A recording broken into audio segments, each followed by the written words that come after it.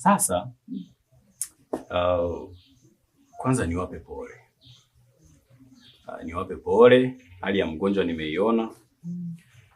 Na tumejitahidi kadiri ya uwezo wetu kuhakikisha kwamba tunaokoa maisha yake. Lakini sasa kwa bahati mbaya naweza kusema kwamba labda Mungu amempenda zaidi.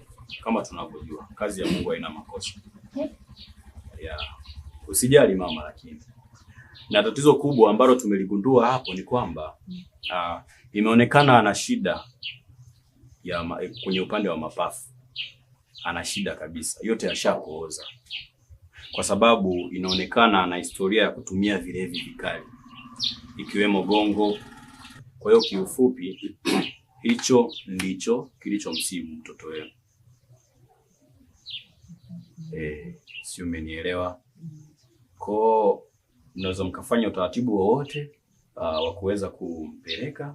Basi taratibu za kijamii ziendelee kwa ajili ya kufanya maziko na tumpumzishe kwa amani, kwa sababu kazi ya Mungu haina makosa. Sasa sijui utakuwa na swali labda.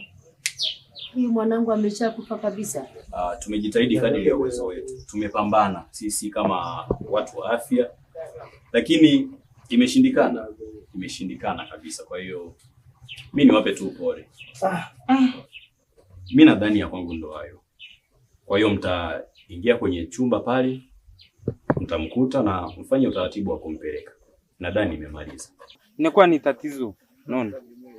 Kwani kaka yangu ni mna ubaya gani mpaka unichukie kiasi hicho? Mbona sina ubaya wote? Au kuna ambapo ni sio mzuri mpaka unichukie? Nzio naumia.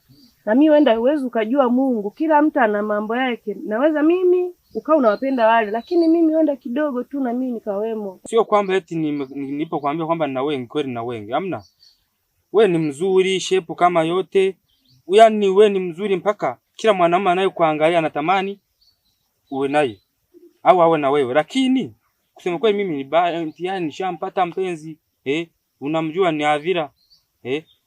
Kwa hiyo yani sio kusema kwamba nilazimishe, na ninampenda siwezi kumwacha, unaona? Mbona nafanya hivyo? Lakini mwenzio nakuhitaji. Basi sikia Avira, kwani Avira ananizidi nini?